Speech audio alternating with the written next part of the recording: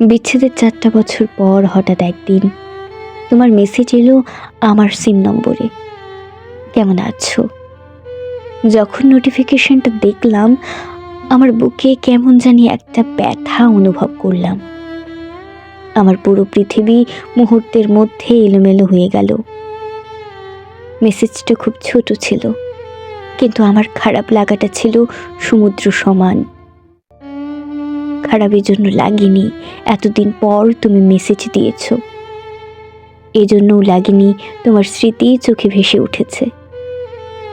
তুমি যদি আমাকে 10 লাইনেরও একটা মেসেজ দিতে, আমার হয়তো তেমন কিছু যেতেও আসতো না, কিন্তু তোমার কেমন আছো মেসেজটা আমার ভেতরের একটা চাপা কষ্ট চাপিয়ে দিয়েছে। কারণ আমি বুঝে গিয়েছিলাম তুমি ভালো নেই। তুমি কি আমার হবে? একান্ত আমার, আর কারো নয়। এক বিন্দুও অন্য কারো না, পুরোটাই আমার। আমি তোমাকে ভাগ করতে পারবো না, অন্য কারো সাথে তোমাকে দেখতে পারবো না। আমি তোমাকে পুরোটা চাই। লাভ ক্ষতির হিসেব কষলে তুমিই জিতে যাবে। এই যে আমি নিঃশেষ হলাম, তোমাকে ভালোবেসে নিজের সব অনুভূতি নষ্ট করলাম। দিন শেষে প্রাপ্তির খাতা বরাবরই শূন্যই রয়ে গেল।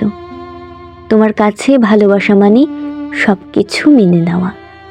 আমি সবই মেনে নিলাম, কিন্তু তুমি তো দিব্যি আছো নিজের মতো। কোনো কিছু তোমার ব্যয় হয়নি, না সময় আর না অনুভূতি। এই যে আমি নিজেকে সরিয়ে নিলাম, নিজেকে একা একা করে গুটিয়ে নিলাম, তাতে তোমার আফসোস হলো না।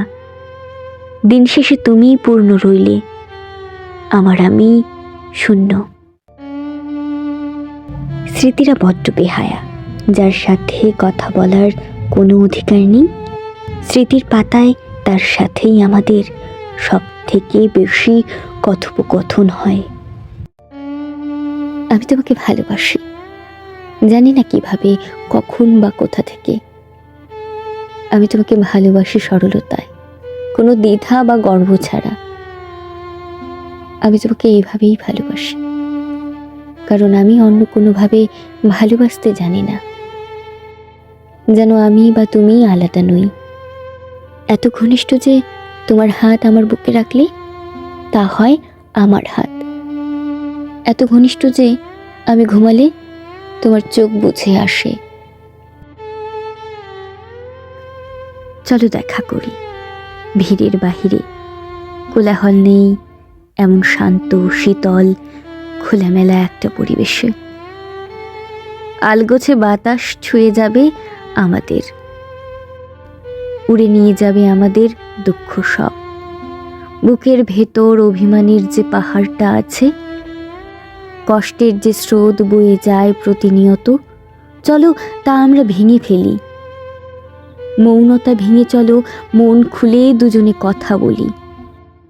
ঠিকঠাক করে নেই সব, এইভাবে আর কতদিন। আমি ভীষণ ক্লান্ত, হয়তো তুমিও।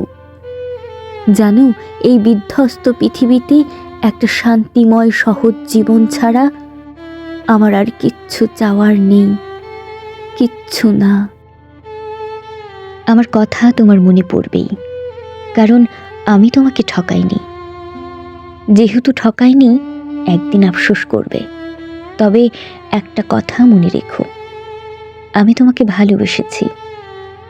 একটু তোমার ভালোবাসা পাওয়ার জন্য এত পাগলামি করেছি, অনেক ছোট হয়েছি, তোমার জন্য অনেক কিছু করেছি, শুধুমাত্র তোমাকে পাবো বলে। কিন্তু আফসোস, দুনিয়ার সবাই আমার ভালোবাসা বুঝতে পারলেও তুমি আমার ভালোবাসাটা উপলব্ধি করতে পারোনি।